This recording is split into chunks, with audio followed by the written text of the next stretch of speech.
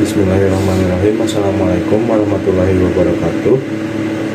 Perkenalkan, nama saya Julfikar Ali Aulia Hadi dari program Studi Ilmu Komunikasi Fakultas Sosial Humaniora dengan NIM 230208031. Pada kesempatan kali ini saya akan menuntaskan tugas ujian akhir semester mata kuliah Al-Islam Kemuhammadiyahan, di mana kali ini saya akan memaparkan materi mengenai Islamisasi dan Kristenisasi dalam kehidupan bermasyarakat. Baik, kita mulai. Agama Islam dan agama Kristen atau Katolik merupakan agama yang selalu memiliki perselisihan dan sering mengalami beberapa pergesekan karena beberapa faktor, yakni dalam hal keyakinan atau menarik dalam minat masyarakat. Bahkan permasalahan ini sudah tidak asing lagi di masyarakat dan sudah seperti perlombaan atau siapa yang menang, siapa yang kalah, karena saking sudah seperti biasanya di kalangan masyarakat. Padahal di mana agama ataupun keyakinan merupakan hal yang tidak bisa dibuat bercanda atau dibuat main-main serta disepelekan. Agama merupakan kepercayaan manusia dengan Tuhan yang diimaninya dan dipercayainya selama hidupnya di dunia. Kita masuk ke pembahasan. Agama adalah suatu ajaran dan sistem yang mengatur tata keimanan atau kepercayaan seseorang kepada Tuhan yang Maha Kuasa, serta tata kaidah yang terkait kepada pergaulan manusia dengan serta lingkungan sekitarnya. Ada juga yang mengatakan bahwa agama merupakan hubungan kita dengan Allah tanpa adanya diskriminasi atau tekanan dari pihak lain, atau bisa dibilang berasal dari hati nurani kita sendiri tanpa ada dorongan dari orang lain. Tujuan agama itu sendiri bagi setiap manusia yaitu untuk mencapai tujuan di dalam hidup setiap manusia, dan bagi manusia agama dianggap dapat membantu dan mempermudah mencapai tujuan yang diharapkan oleh manusia, yaitu contohnya seperti membimbing manusia dalam menjalani kehidupan sehari-hari yang sesuai dengan norma-norma keagamaan, dan melalui hal tersebut segala hal-hal baik dapat tercapai dan dapat terlaksana. Dengan sifat manusia yang ingin unggul, atau dalam hal ini agama atau kepercayaan yang dianutnya memiliki banyak pemeluknya. Oleh karena itu timbullah sikap agar seorang mau menganut kepercayaan dengan dia, yaitu contohnya paling banyak bicarakan adalah Kristenisasi dan Islamisasi yang terjadi dalam masyarakat Indonesia. Masuk pada pengertian Islamisasi, Islam adalah dakwah, artinya agama yang harus disiapkan dan disebarluaskan dan dikembangkan oleh penganutnya tanpa melihat situasi dan kondisi apapun. Dan dengan demikian, apa yang dilakukan oleh para pedagang orang-orang pada zaman dahulu yang berperan sebagai dai atau orang yang menyebarluaskan agama Islam dengan berbagai cara atau metode yang digunakan untuk mengembangkan agama Islam seluas-luasnya dan sebanyak-banyaknya di Indonesia. Dan dari sinilah muncul istilah Islamisasi. Islamisasi dapat dimengerti atau diartikan sebagai proses mengajak atau pengislaman terhadap hal-hal yang menyangkut aspek kehidupan manusia yang ada, termasuk salah satu contohnya adalah ilmu pengetahuan. Bahasa mudahnya adalah mengajak untuk kepercayaan lain atau pemeluk agama lain. Islamisasi sendiri terjadi sejak zaman dahulu agar umat setiap manusia memeluk agama Islam untuk pedoman dalam hidupnya mencapai tujuan, yaitu untuk bertemu dengan Tuhan sendiri. Islamisasi pada dasarnya merupakan ilmu pengetahuan mengenai agama Islam itu sendiri. Dan menurut para ahli, salah satu contohnya menurut Al-Faruqi, Islamisasi adalah proses menuangkan kembali pengetahuan bagaimana yang dikehendaki oleh agama Islam, yaitu cara memberikan definisi atau arti baru, mengevaluasi dan memproyeksikan kembali tujuan-tujuan agama Islam yang sebenarnya. Islamisasi di Indonesia menyebar dan berkembang secara pesat melalui para pedagang-pedagang dan nelayan. Di sini proses Islamisasi dan Hinduisasi mengalami persamaan. yaitu menyebarkan melalui jalur perdagangan, dan dari sinilah yang membuat agama Islam berkembang dengan pesat karena penyebarannya yang melalui perdagangan nelayan yang notabene itu adalah mereka berkeliling untuk menjual rempah-rempah pada zaman dahulu. Islamisasi selain melalui perdagangan dan nelayan, Islamisasi juga menyebar melalui mubaligh atau para ustadz dan tokoh agama yang secara logika lebih memahami dan mengetahui mengenai agama Islam. Dan dari para ulama atau ustadz inilah timbul pesantren-pesantren guna memperdalam dan mempermudah proses Islamisasi di Indonesia karena lebih mudah diterima oleh masyarakat yang ada di Indonesia. Selain itu juga ajaran agama Islam atau Islamisasi juga disebarkan oleh 9 wali, yaitu yang ada di Pulau Jawa atau yang bisa dikenal dengan Wali Songo. Islamisasi ini sangat mudah diterima dan menyebar di seluruh penjuru Indonesia karena berbagai faktor, yaitu seperti suasana yang ada di Indonesia, yaitu keterbukaan di kota-kota yang menciptakan mobilitas yang lebih besar. Selain itu, yang lebih besar adalah merosotnya kekuasaan Hindu Jawa, maka perubahan struktur kekuasaan yang menduduki jabatan di kota-kota. Islamisasi berkembang sampai saat ini dan tidak pernah lepas dalam kehidupan kita sebagai manusia. Bahkan dalam masyarakat sekarang berkembang pesat bukan hanya para pedagang atau nelayan seperti zaman dahulu, tetapi hampir semua yang beragama Islam ingin atau sudah melakukan proses Islamisasi tersebut. Ya, masuk pada pengertian Kristenisasi. Kristenisasi atau gerakan Kristenisasi ialah kegiatan mengkristenkan orang secara besar-besaran dengan segala daya upaya yang mungkin agar adat dan pergaulan dalam masyarakat mencerminkan ajaran mengenai agama Kristen.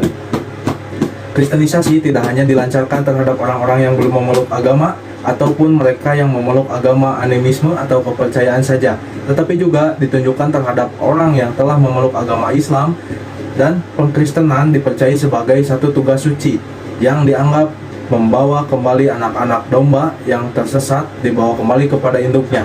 Manusia sebagai anak domba akan dibawa kepada kerajaan Allah. Kristenisasi secara umum telah nampak sejak pada zaman dahulu, dan pemahaman ini sampai sekarang semakin berkembang dengan adanya gereja-gereja yang ada di desa yang dilakukan oleh orang Kristen. Kemudian pemahaman ini dimasuki paham Yunani, India, dan Persia, sehingga dalam agama Nasrani telah tercampur antara wahyu Nabi Isa alaihi salam dengan pemikiran manusia sebelumnya muncul agama Nasrani. Masyarakat Islam tidak pernah selamat dari kristenisasi. Bahkan agama Islam adalah agama yang banyak bersinggungan dengan kristenisasi karena menjadi incaran kristenisasi pada kalangan Islam adalah individu sebelum organisasi atau sebuah komunitas. Hal itu karena masyarakat muslim terdidik di atas fitrah dan tauhid dan aturan yang ada dalam agama Islam, sehingga sulit untuk menerima pemikiran yang bertentangan dengan fitrah atau berbeda dalam segi akidah serta akal sehat manusia. Pada era ini, kristenisasi juga hampir terjadi di seluruh negeri Indonesia. Bahkan sudah sampai dengan kepada pelosok-pelosok daerah yang notabene itu masih sangat kurang dan terkendala infrastruktur dari segi ekonomi, dan dari sinilah yang menjadi peluang besar bagi masyarakat Kristiani untuk melakukan proses kristenisasi dalam masyarakat di Indonesia. Jadi kesimpulan pada materi Islamisasi dan kristenisasi kali ini adalah di tengah memanasnya isu politik, kegiatan Islamisasi dan kristenisasi ini masih menjadi pokok permasalahan yang sangat secara tidak langsung mengusik ketenangan hati kita sebagai manusia yang beragama.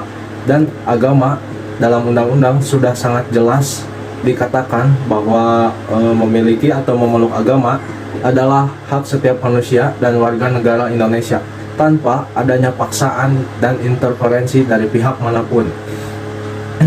Tetapi kenyataannya secara tidak langsung praktek kristenisasi dan islamisasi terjadi di masyarakat Indonesia.